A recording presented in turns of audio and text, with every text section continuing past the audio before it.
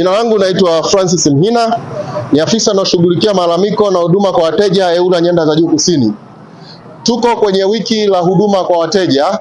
Wiki la huduma kwa wateja mara nyingi tunaadhimisha kila mwaka wiki la kwanza la mwezi Oktoba. Sasa mwaka huu wiki ya huduma kwa wateja imeanza tarehe 6 na itatamatika tarehe 10 mwaka 2025. Kwa sababu ya umuhimu ya wateja na wananchi, tumeona sisi EWURA ikiwa ni taasisi ya kiserikali tuje hapa katika stendi ya Kabwe kuja kuwafuata wananchi maeneo walipo.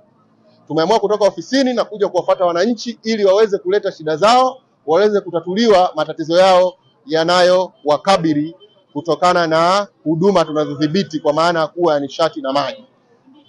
Awali ya yote naomba nieleze kwanza EWURA ni kitu gani. EWURA ni mamlaka ya udhibiti wa huduma za nishati na maji.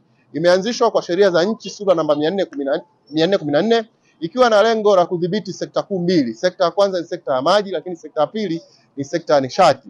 Katika sekta ya nishati kuna sekta ndogo ndogo tatu. Kuna sekta ndogo ya gesi asilia, sekta ndogo ya umeme na sekta ndogo ya mafuta jamii ya petroli. Kwa hiyo tumeona wananchi tuwafate ili waweze kuja kuleta kama wana matatizo au wana maoni yoyote kuhusiana na hizi sekta tunazodhibiti. Wananchi tunawakaribisha, kuna vitu vizuri tumewaandalia hapa.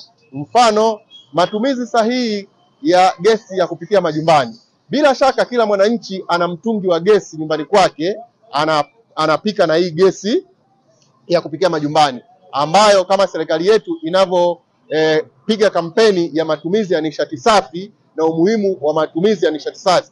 Hivyo basi, gesi ya kupikia majumbani, huu mtungi tunawashauri wananchi wauweke nje, wasiuweke ndani kwa sababu ifuatayo. Gesi ya kupikia majumbani ambayo inaitwa LPG, kimsingi yenyewe ni nzito kuliko hii hewa tunaovuta atmosphere. Kwa hiyo ikiwa kama kuna mvujo, hii gesi ina tabia ya kwenda chini na kukaa chini. Hivyo basi, kama inaweza kukaa chini na kutatokea mlipuko wote, inaweza kusababisha athari na maafa kwenye nyumba au kwenye familia. Kwa hiyo tunashauri hii mtungi ukae nje.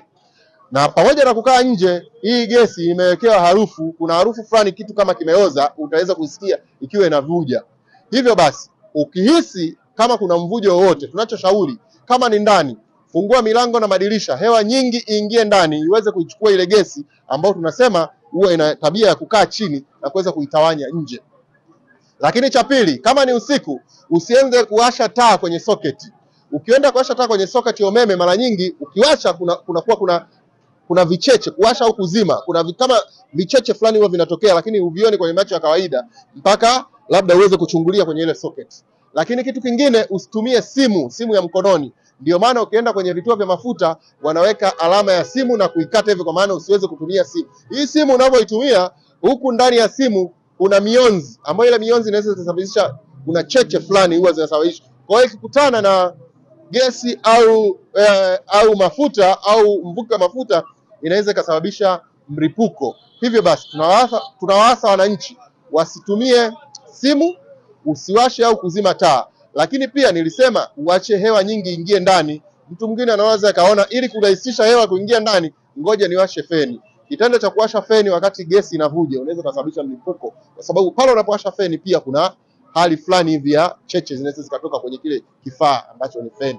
Kwa hiyo tunawashauri katika matumizi sahihi ya gesi ya kupikia majumbani, hayo niliyoyasema waweze kuyazingatia na atawasaidia. Wananchi pia tuendelee kujifunza elimu kwa sababu ni nzuri. Tutaepukana na ajali za kuunguza majengo yetu, kudhuru watoto wetu. Kwa hiyo itatusaidia sana tukiendelea kupata elimu kama hii. EWURA wajitahidi kuwa na matangazo.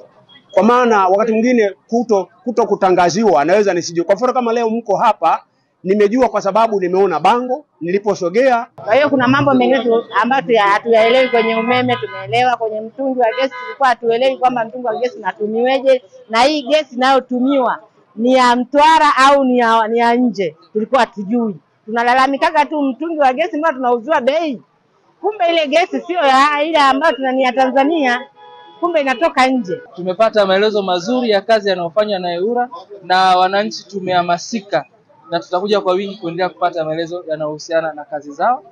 na faida zinazotokana na EWURA. Kwa kama leo hii imefika hapa, ina maana kuna watu wengine wako mbali pamoja na sisi, wapate hii nafasi ya kujifunza na kujua. Kuna watu hawajui matumizi yao ya units zikoje za maji. Kuna watu wanapata changamoto kwenye namna ya kulipa kodi zao, lakini nyie mnaweza mkuleta suluhisho.